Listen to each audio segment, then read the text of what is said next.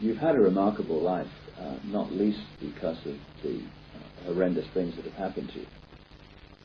But there was one story you told me about what happened, I think it was in Soweto, which encapsulates not just how easy it is to manipulate black people, but how easy it is to manipulate all people, because this is how it happens.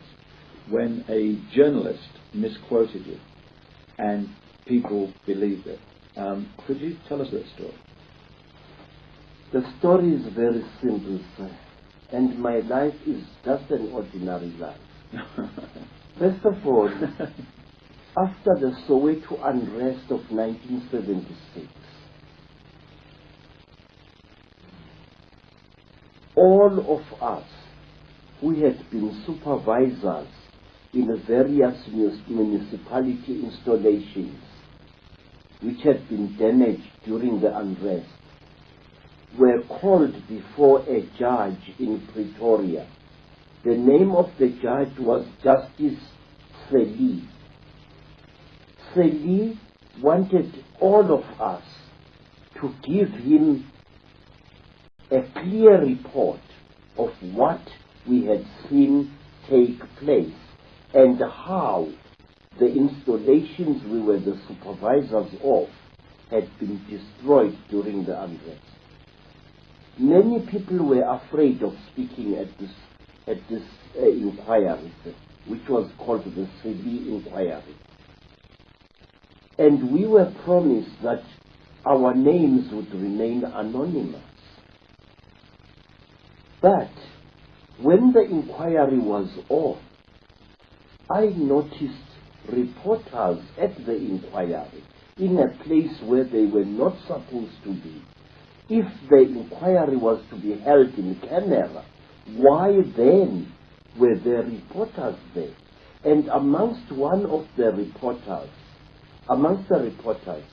was a white woman, Hellen Zille.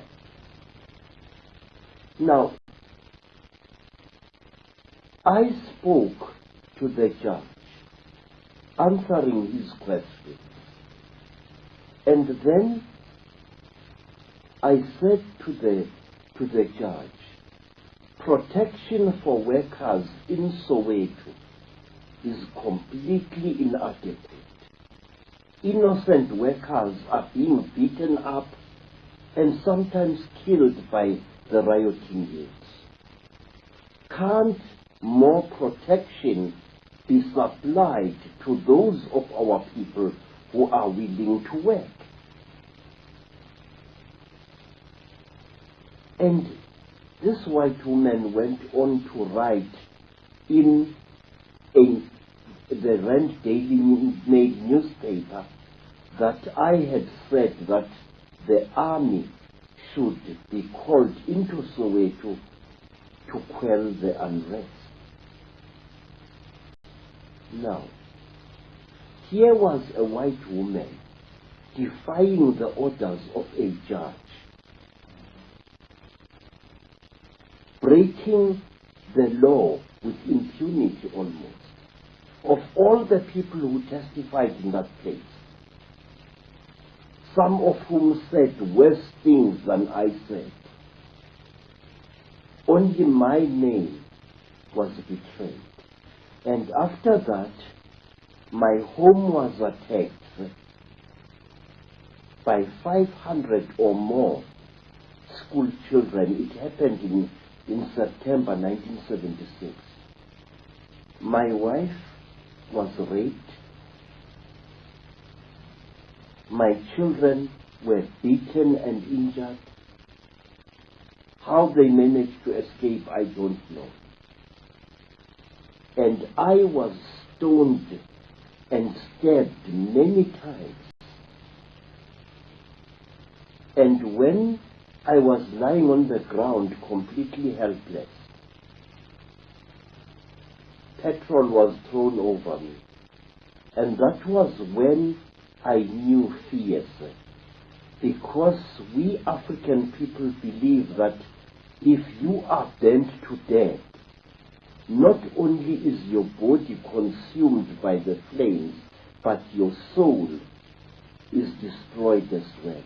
We believe that although a human being possesses an immortal soul within him or her, that soul can be destroyed by fire. How I escaped from that Holocaust, I do not know. Something must have frightened these children. They all ran away and left me lying in my blood at the back of my house. And not a single one of the many neighbors I had, many of whom I had helped years before and weeks and months before with loans of money and gifts of food, not one of them moved to help me at that time.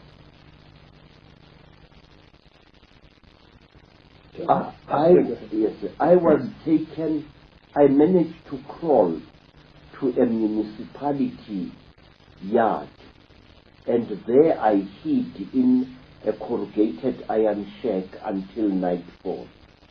And then a man came to see me there, and this man drove away a gunman who had come in there into that yard to finish me off.